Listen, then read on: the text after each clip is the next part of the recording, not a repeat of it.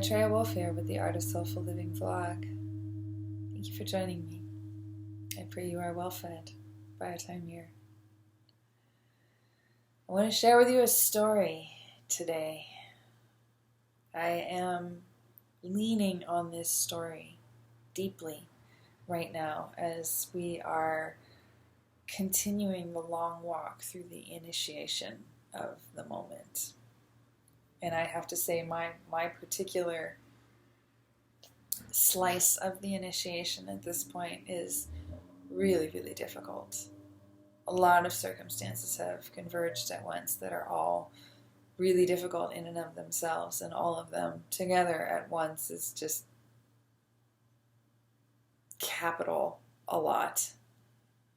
And I'm having a difficult time navigating it, but I'm also having a really easeful time navigating it, and I'm really grateful for that because I'm living the expression of my own initiation, which I've spoken of a bit in other videos. I talk a lot about initiation, and right now I can see in how I'm responding and how I'm showing up the integration of what I've learned into genuine living wisdom. And for that, I'm profoundly grateful. And it's a lot. So this story that I'm going to share with you today is really, really important for me right now. There are a couple stories they're really central to my being, and this is one of them. Another one is the tale of Ishtar, the descent of Ishtar, which I did a whole video on before. You can check that out. It talks a lot about initiation through annihilation. This one addresses initiation in a really similar but different way, because this initiation comes through capture. In the story of Ishtar, Ishtar was the queen of heaven and earth, and she recognized that she was incomplete because she didn't know her sister, the queen of the underworld, the queen of hell. And Ishtar became curious about that and chose to go to see her sister Ereshkigal, which destroyed her and stripped her of her power and then destroyed her. And then she had the opportunity to come back to life and to regain her power and to emerge from that experience as a full and integrated human. This story is the story of the Selkie who lost her skin. It's a northern European folk tale. It shows up in a lot of different places. Selkies are like high northern Europe, like Norway, Iceland, Greenland, all of these other things, and Ireland. This particular tale is Irish, as far as I know. I learned it from Sharon Blackie in her book, If Women Rose Rooted, and she presents it as an Irish tale. This story is a little different because the initiation happens through capture. The Selkie is captured, and she disintegrates. And there's a point where she chooses under duress, not under her own power, but under duress, to make the long walk back to her own life. So it's different, but it has so many gifts to give right now as we are losing our skins in the midst of this pandemic. We are losing our skins. We have been captured by the pandemic already. We have been captured by how the pandemic is being handled, and we are losing our skins, and we are heading towards disintegration. So this story feels hugely, hugely relevant for me right now. So let's begin.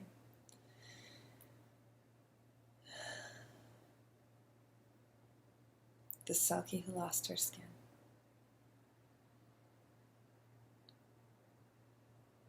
Far to the north of here, and far to the west, far out at sea, there is an island. And it sits in the confluence of 3 tides. The tides of time, fate, and destiny. It rises like a wedge out of the sea, and along the western edge of the island, facing out into the open ocean, there is a bank of cliffs. And in those cliffs, it is said, lies the cave of the old woman of the world, the one who knows the answers, and the one who keeps the story alive. You won't find that cave unless you need it. But if you need it, she's there, with her companion, the crow, with her cauldron, perched over a fire that is always roaring and full of a brew of all the living and growing things in the world that will bring you back to life from the brink of death itself, if ever you should need to be nourished by the essence of creation in that way. And she's there, weaving the story of the world on her loom, the most beautiful, beautiful weaving there ever was. She's there, the old woman of the world, the one who has all the answers. Now, this island is unusual because it is populated by a unique and magical creature known as a Selkie. And a Selkie is a seal that can, for one night in a moon cycle, the night of the full moon itself, a Selkie can become a woman. A Selkie can take off her seal skin and emerge as a woman and exist as a woman on the land for one night, the night of the full moon. She has to put her skin back on by the time the moon sets and the sun rises, or she will be trapped on the land for 7 years. But for one night a month, she gets to sing and dance as a woman on the land and feel the world as a woman feels the world. On the other end of the island, from the bank of cliffs, there is a village. And it's a small village. It's a lovely village. It is, of course, a seafaring people in the village. And one of these people is a young man, a beautiful young man. Classic, tall, dark, and handsome. And moony. So moony, a drifter and a dreamer. And all the young women of the village are just like, he's the one. They all want him, but his attention is always going out to the sea. He wants love, but he wants to be thunderstruck in love with the same kind of awe that the sea inspires in him. So his attention always goes out to the sea. And tonight is the night of the full moon, and his attention is out towards the sea. And so he is barefoot walking along the shore, and he pauses somewhere, and his eyes are drifting out over the water, over the waves coming in, going out, and coming in and going out. And over here there's this tiny little island. And as his eyes are drifting over the water in the moonlight, and they rest on that tiny little island, it occurs to him after a while that he can see movement on it. Which is odd. It's an odd kind of movement for that island. He knows the sea. So he's like, what is that? And he gets in his boat and he rows out there. And as he's rowing towards it, he realizes that what he's seeing is a group of women, naked, in the moonlight. And they're dancing, and they're singing, and they're diving into the water and coming out of the water, and they're playing, and they're calling to each other, and they're laughing, and they're joyful, and their skin is like white, and their hair is dark and glossy in the water, and their eyes are dark and enormous, and they're just gorgeous, and a feeling overcomes him as this remembrance of the stories of Selkies that he's heard from the old men in the village suddenly flood back into him, and he has this knowing that that's what he's looking at. He is looking at a group of Selkies, and this feeling is coming up in his heart and his belly and his everything, and he knows this is what he's been hungry for, this is what he's been calling for, this is what he wants. And by the time he gets to the island, he knows that he wants one of these women for his wife. And he pulls the Kara up on the island and perches it somewhere that they won't see him, and he's crouching behind a rock, and he sees the pile of skins there. And they're not looking, and he goes forward and he takes one. And he folds it up and he tucks it in his coat and he waits. And then the moon is starting to go down towards the water, and the women start to call to each other, and they start to swim in toward the island, and they start to come up onto the island, and they're singing their final song. And then one by one they go for their skins. They slip their skins on, and they slide back into the water. Except for one.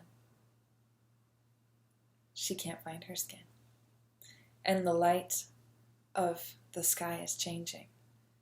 The moon is going down towards the water, and she is getting upset.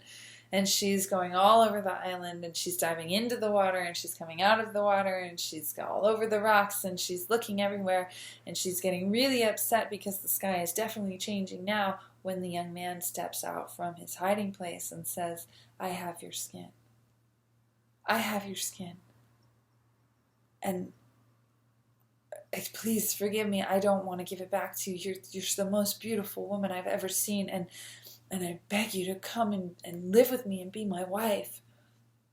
Will you come and live with me and be my wife? I love you. I love you. From the first moment I saw you, I love you." And she shrinks back. She's horrified. She's never been that close to a person before. She didn't and the light is going, though. The moon is setting, and the sky is changing. And he has stretched out his hand, and he's just calling to her, just, "Please, I'll make it so beautiful for you. It'll be so gorgeous. Just please come with me and be my wife. Just 7 years. Just give me 7 years. And then you can go home. And it'll be so beautiful. It'll be so, so beautiful. You'll love being human. Come with me." And something in her in that moment gets curious and softens towards him. And also just at that moment, the moon sets and the light of the sun comes into the sky, and she feels something settle in her body, and she realizes that the choice has been made. She's human now for 7 years. And she looks over her shoulder at her sisters, who are out there in the waves watching her and watching him. And she raises her hand to them and turns back towards the man who wraps her in his coat and puts his arm around her shoulder and walks her away from the life she knew and into the arms of, what is that, fate or destiny? I don't know. Into the arms of what's next. Sure enough, in time, a child comes, and there is joy in the hut. There is beauty.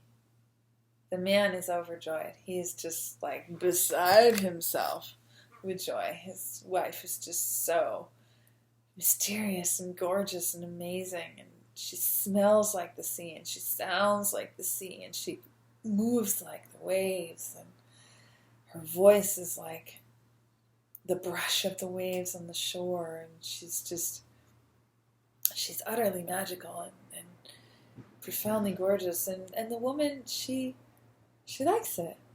She's like, okay, human life, and this man is beautiful, and this is cool, and yeah, I'm on an adventure. Even though I didn't necessarily choose this, yeah, okay, this is cool, and he's really good to me, and it's beautiful, and I can do this, and now I'm pregnant, and a baby's coming, and a baby comes within the year, and the baby's name is Mara. Rona, the Selkie, names her Mara for the sea.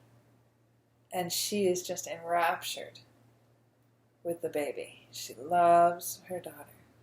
And she takes her daughter down to the water every day, and she shows her everything about the sea, and she teaches her songs, and she shows her under the waves, and she shows her in the tide pools, and she shows her all the creatures, and tells her all the tales, and she just loves, loves, loves her daughter. And all is good for a while. And then that thing. You know, that thing that happens in relationships. You can't get enough of each other, and then all of a sudden you just get kind of bored. Something starts to shift. You get used to each other. And John, the man, for all that magic and for all that mystery, he didn't actually love her. He loved the idea of her.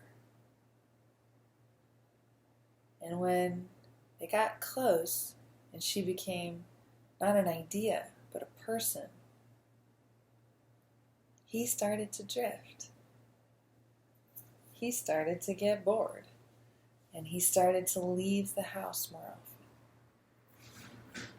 And Rona, as the years go on, her joy is Mara, and they spend all their time together down at the sea, teaching everything about the sea, so that Mara knows how to be with the sea if she ever chooses to. But things are changing, and then this subtle thing starts to happen to Rona, that she starts to fade. She starts to fade. Her skin starts to dry up. It loses its luster and starts to dry up. Her hair starts to turn from silky, dark brown to like a dullness, and then it starts to actually turn gray. And the light starts to go from her eyes. And she realizes over the course of time that she's fading away. She's dissolving, disintegrating, fading away from longing for her home, for her space of belonging, for the fullness of her own being. She's fading away from longing for the fullness of her own being. So the 7 years comes around, and hating herself for wanting to leave her daughter, but knowing that she will perish if she doesn't find her way home to the sea, she goes to John and says, I want to go home. I want my skin back. I want to go home. And John just laughs. He's like, Rona, I don't want you to go.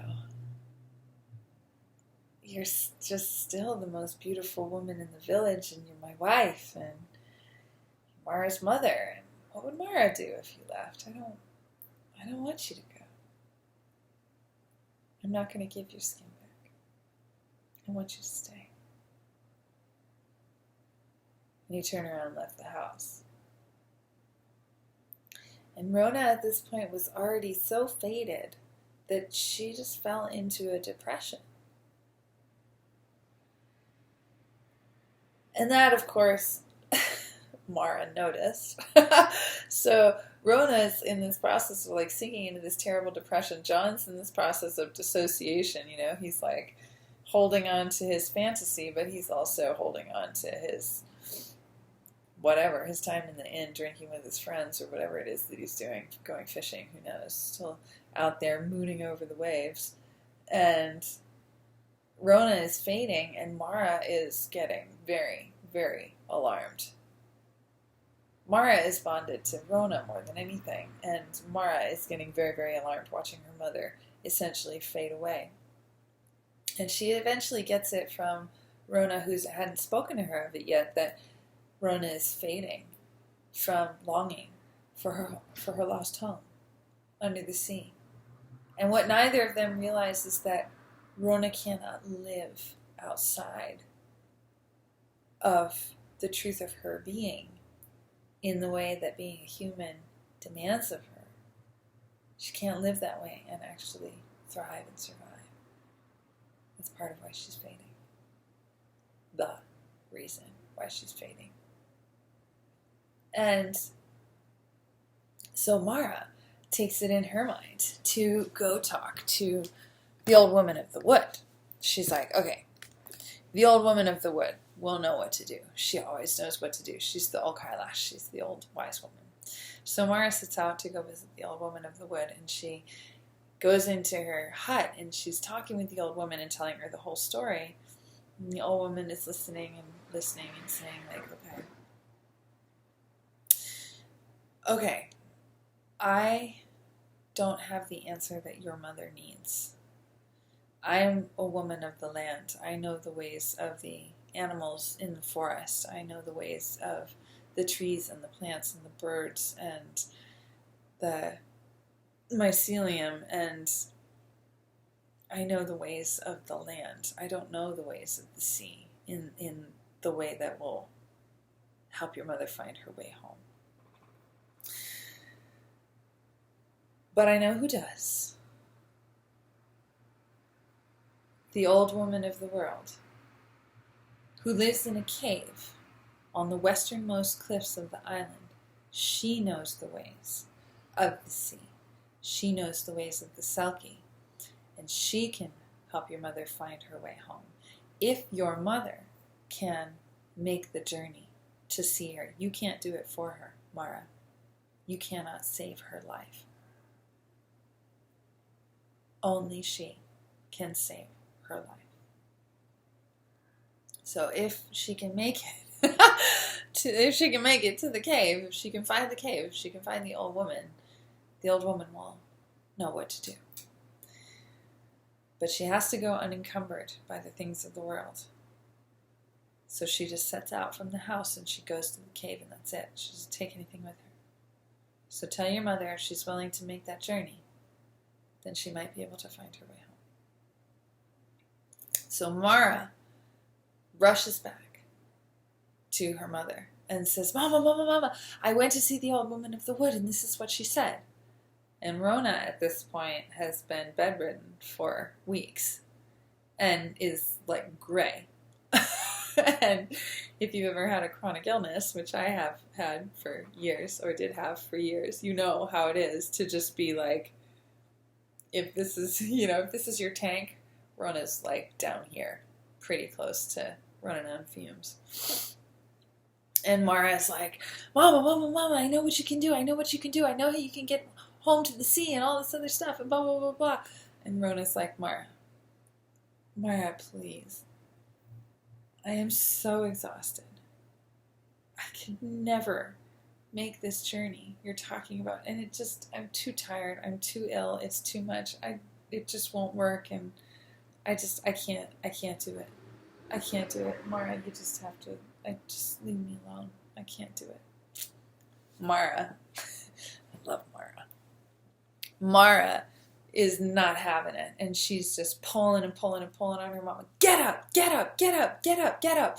Come on, Mama, come on, Mama, come on, Mama. And Rona is just resisting. She's like, no, it's just too much. It's too much. It's too much. It's too much.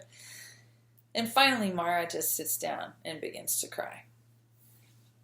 And she is just howling, crying, because her father is totally checked out. Her mother is disintegrating. She's like, this is it, this is the end, and she's just crying, weeping, crying, weeping, crying, weeping. And finally Rona's like,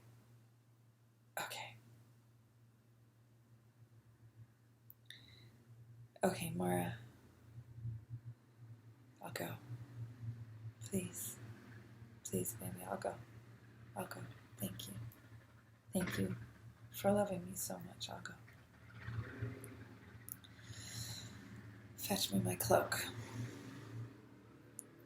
And so Mara goes and grabs her mother's cloak, and Rona pulls on her boots and pulls on her cloak and embraces her daughter and sets out for the Old Woman of the World's cave. And holy shit, is this a journey. Of course, this is an island in the middle of the sea, so it's always raging weather, and she's like, first she tries to go along the shore, and it's just like weather.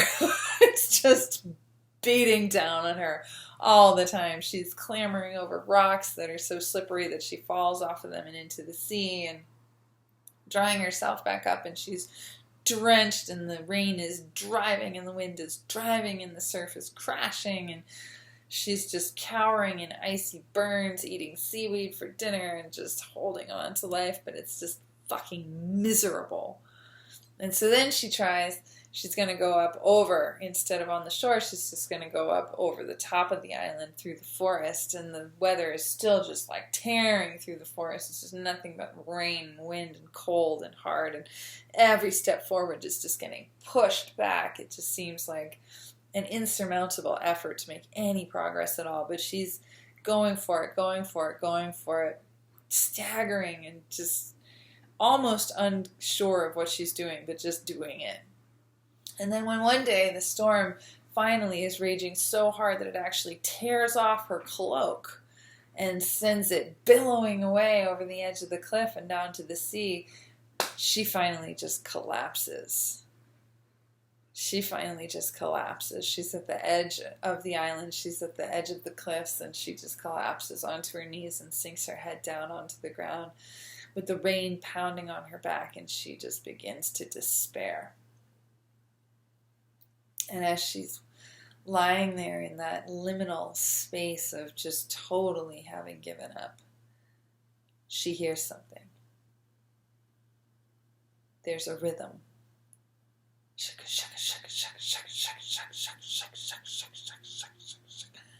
There's a rhythm, and it's coming from underneath her.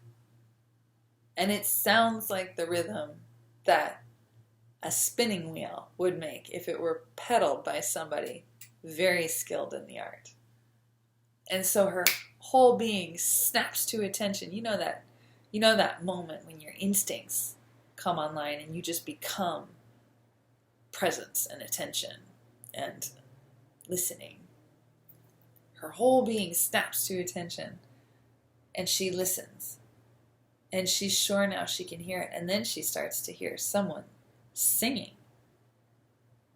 And so then she gets up, and she's looking and looking and looking, and she's scanning the edge of the cliff, and she's scanning the ground all around her, and she's looking for some sign of what am I hearing? Where is this thing that I'm hearing right now?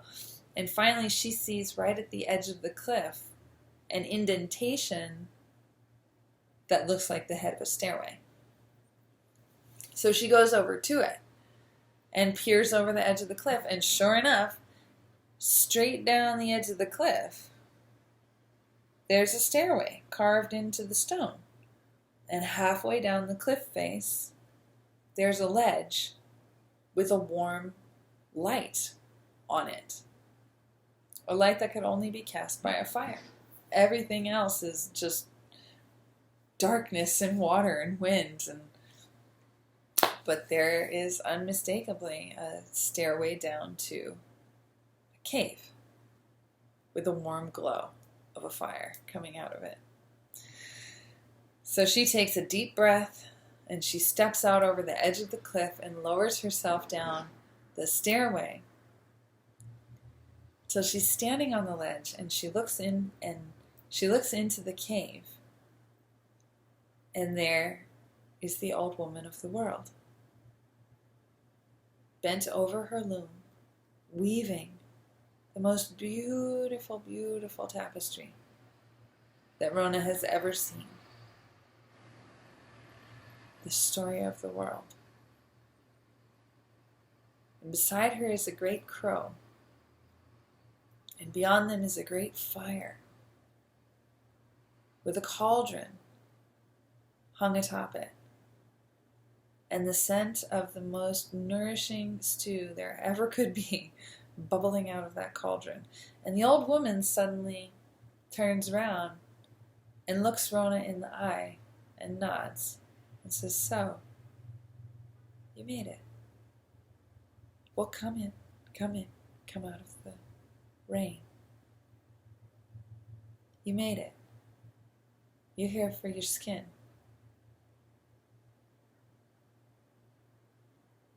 Yeah.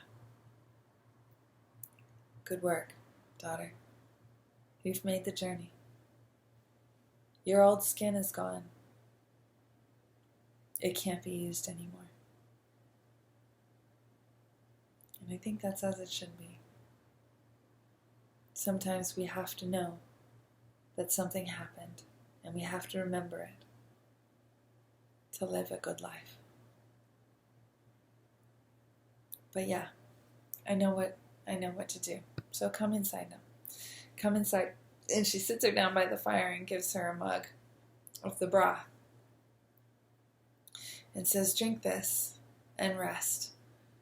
And then when you're ready, I'll tell you what to do." So Rona drinks the broth and she lays down at the back of the cave for a while and she sleeps. And it seems as she's sleeping and as that broth is seeping through her being, she is being revivified altogether.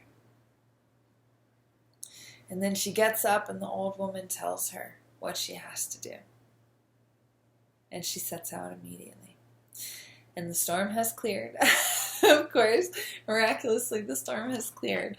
And so Rona sets out from the cave and lowers herself down again and goes down to the shore beneath the cave where there is a tiny boat waiting. And she rows away from the island towards a tiny island out into the waves that the old woman told her was there. She pulls the boat up on the island and she heads towards the rock formation that the woman told her to find. And she sees the opening of the cave there and she takes a nice deep breath, steeling herself for what the woman said she would find inside. And she peers in and recoils and just nearly explodes with anguish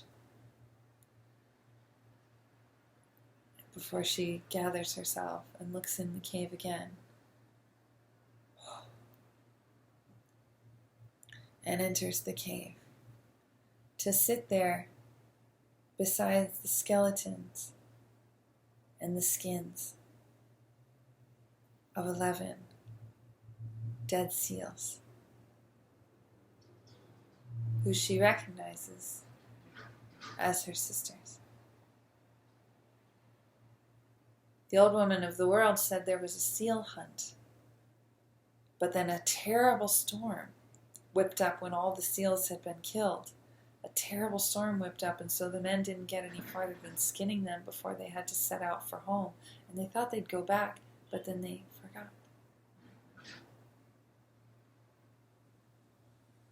And the bodies had sat there until the flesh disintegrated.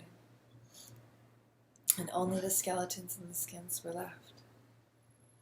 And the old woman had told Mara that at this point she was to sing over the bones,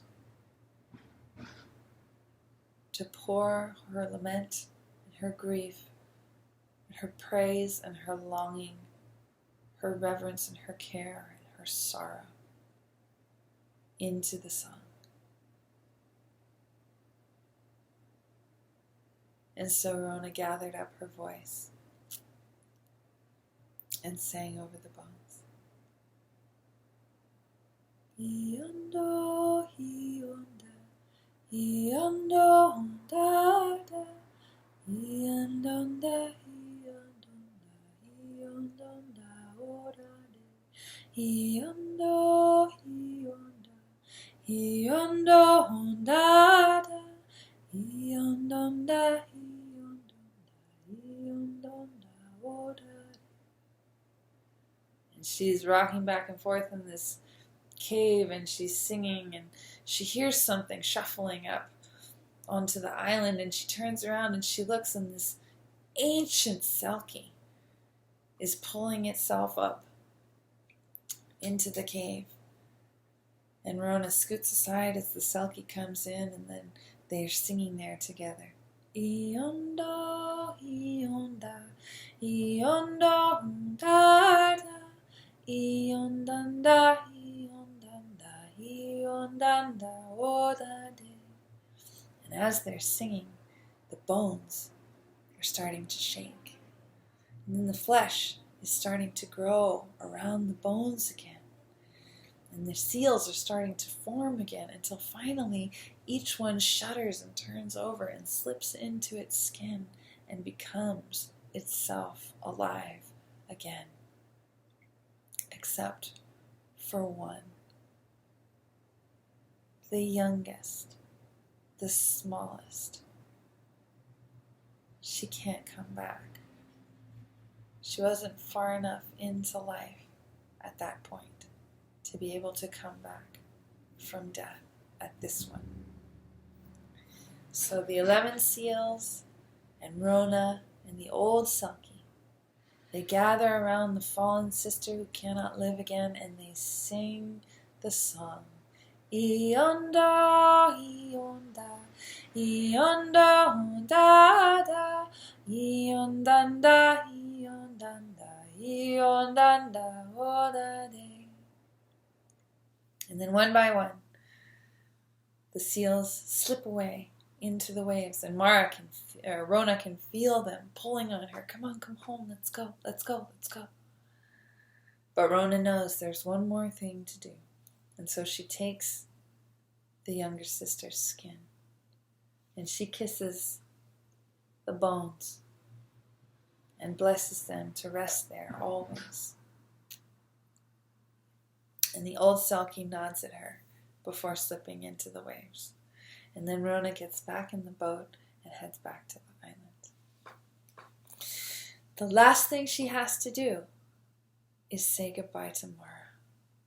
So she heads back to the village, and she arrives when John is out. And she takes Mara down to the sea and says, Mara, thank you. Thank you. I would not have gotten up and made that journey if you hadn't cried out for my life. Thank you. And listen, if you ever want to come home with us, if you ever want to join us under the waves, this song will sing us to you, and this song will open the way for you to come be with us, okay? And she taught Mara the song. Iondo, ionda, iondo, ondada, iondanda, iondanda, iondanda, odade. And Mara, even though she was young, she understood that her mother was going home, and it was the most important thing that could happen. So they threw their arms around each other and they wept that joyful, sorrowful, terrible, beautiful love weeping. When you go away from someone you can't bear to leave, even though it's time to go. And then Rona slipped on her new skin and slid under the waves and was gone.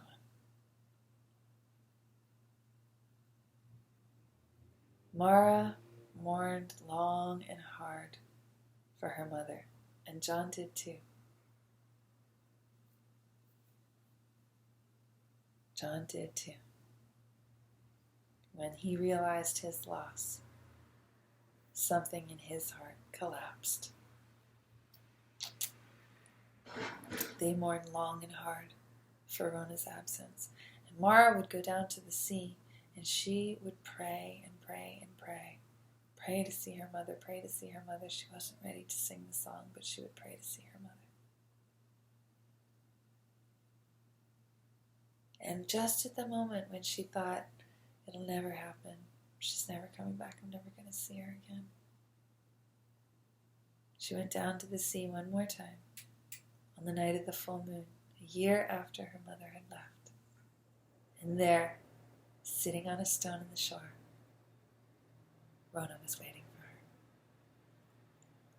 And they spent that night together telling stories and singing songs and holding each other and laughing and being quiet together and just resting in the love of each other. And Mara was amazed by her mother, by the profundity of her radiance. Her radiance, she was full in her own being again. And Mara was amazed by it, and she just was overjoyed. And in the end of this visit, this first visit, Rona said, "Come to me, Mara." And she took her head in her hands, and she said, "When you're ready to come with us, we'll be here to gather you." And she breathed her breath into Mara's mouth 3 times. Rona gave Mara her breath and said, "When you're ready to sing the song, sing it with this breath, and we'll come for you." And then she slipped off her skin and dove back under the waves. And every year after that, on the full moon closest to the night of her mother's return home, Rona would be there, and they would spend the night together, singing and loving each other. And Mara would exist between the worlds, and Rona would exist between the worlds, and they would remember the fullness of their being by being there between the worlds together.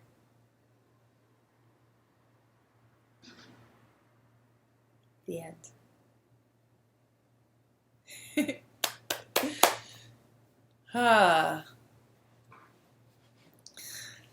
There's so much to unpack in this incredible story. It's long. If you made it this far, thank you for sticking with me. There's so much to unpack in this story. It's really amazing. I personally, there are a few parts I really love in this story. One is the capture itself. When John takes the skin, and that whole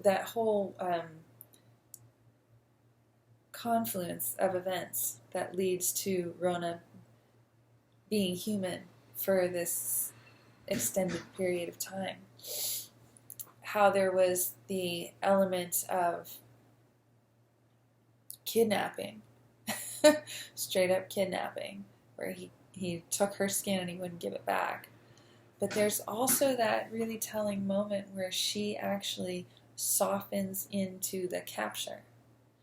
And this is something that, for me, this is really relevant to the pandemic right now. It's really relevant to the pandemic right now. It's really relevant to this entire phenomenon of what we are agreeing to with all of these measures meant to flatten the curve or stop the spread or whatever. All of the things that we're agreeing to that are antithetical to healthy human life. We'll unpack that a little farther as we go. And the reason that I find that this story is so particularly relevant is that the way this capture affects Rona is that she starts to fade. And this is really unusual. I don't know other stories. I don't know lots of stories, but I know quite a few. And this concept of fading is really unusual. So Rona begins to fade because she is severed from her native state. She is severed from her native state, and she starts to fade because of it. And I see that happening already. It has not been long. It's been 5 months, which is horribly long for what we've been going through, but it's not a long time. And I see people starting to fade. There are a lot of things happening, but fading is one of them because we are being pushed in this very inhuman direction. It is inhuman. It's not natural for humans to be separated at this level, in this way, for this long. It's not natural. It is negatively impactful to us, and it starts to fade us. And so this whole arc of the story, where Rona begins to fade, and then she finally asks for her skin back. She finally says, I want to go home. And the man, the man in the story, just says, no, I don't want you to go. I don't want you to go. I don't want to give your skin back. That's a really powerful detail right there. He made a promise and it turned out to be a lie. And then she continues to fade. And it is the youth, the one that is closer to the possibilities of the spirit world, because that's what the young are. They're closer to the spirit world.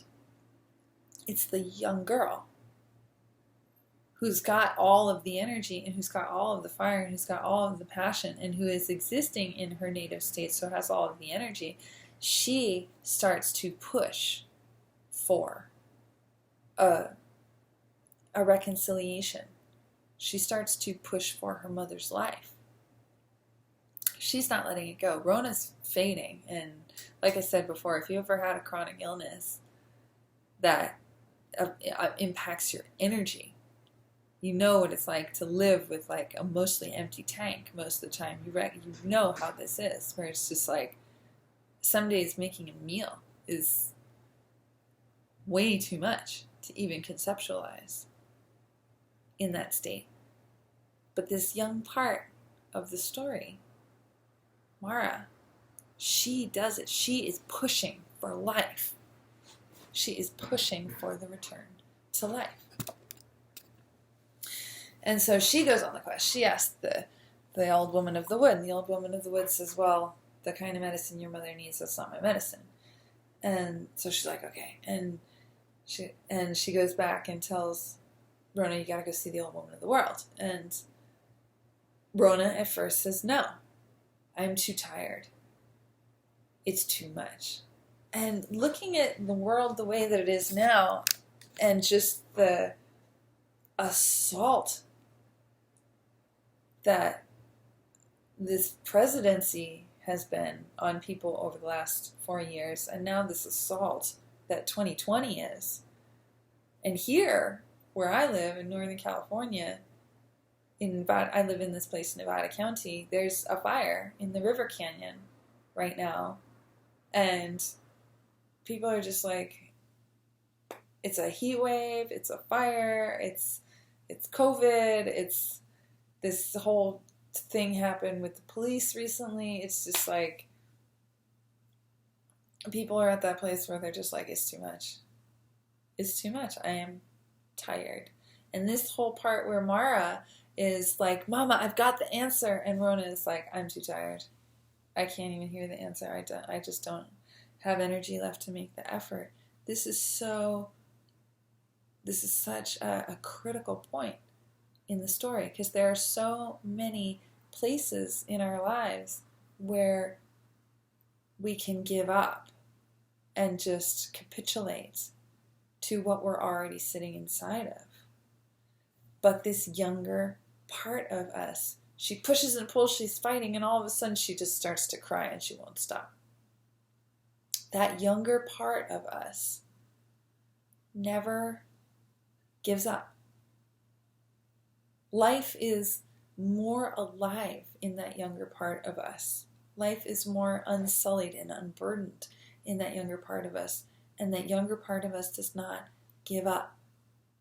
That younger part of us keeps reaching and pushing and pulling for life itself. And that is the part that finally galvanizes Rona to get up and make the trek. And then she makes the trek. She meets the old woman of the world, the keeper of the stories, heals her with a brew that is made of life itself, a brew of all the living and growing things in the world that will restore you from the very brink of death. The old woman of the world, the one who has seen it all, the one who has heard all the stories, the one who has held all the secrets in her hand, the one who knows all the answers, she brings Rona back to life with this brew. But Rona only gets to that brew because she made the journey. Through the storm, along the shore where she was falling in the water, over the mountain where she was just getting battered back by the wind. She made the journey. At the absolute end of her capacity, she made the journey. So she earned that brew. She brought herself back to life.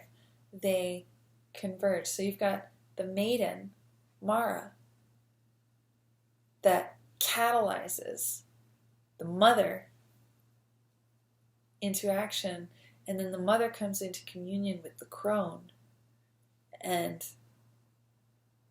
life returns.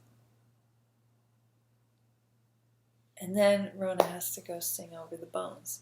They have to come into direct contact with what has been lost and pour your prayers into it for a new doorway of opportunity to open.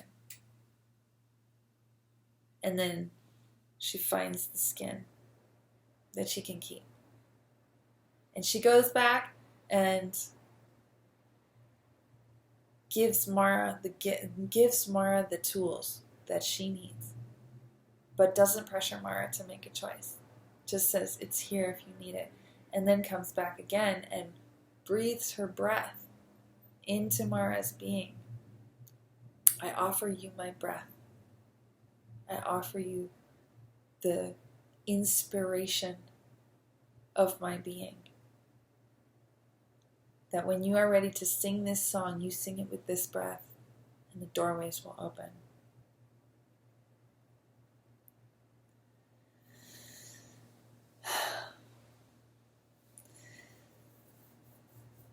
So, in this moment, I look at us like we're Rona. We've been captured.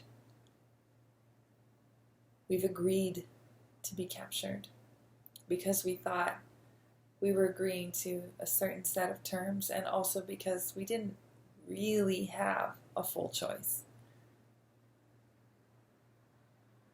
We had a pretend choice. And now that the thing is going on and on and on and on, we realize like, this is not what I agreed to. And I don't want it. I want my life back. I want to go home. And the man says no. And I feel like that's where we are right now. And that part of us, that Mara in us, needs to come to life with all of its vigor and curiosity and attachment to the truth. Mara's not letting it go. Mara is going to find the answer. She wants the answer. How do we change this? How do we change this? Rona's like, I don't know how to change it. Rona gives up. Mara's like, it can change. I need it to change. I want it to change. How do we change this? I will find out. And that part of us needs to come alive, because the direction we're going in as a collective is not a direction worth going in. And we are in serious, serious danger right now. We are in serious, serious danger right now as a nation and as a world. And it's not from the virus.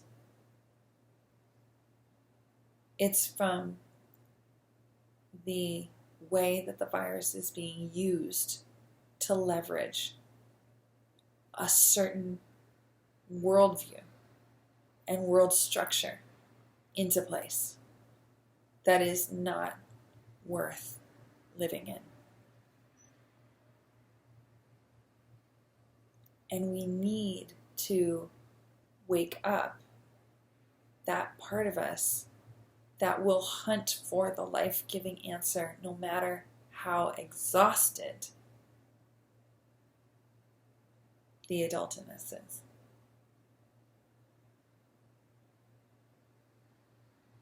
And then we have to be ready to make the journey to the old woman of the world.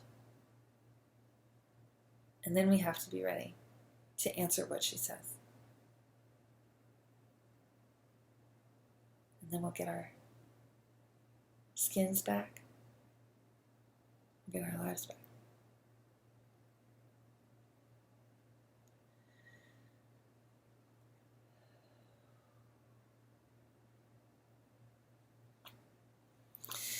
That's what I have for us today, my friends. 1,000 blessings to you and 1,000 thanks for taking this journey with me.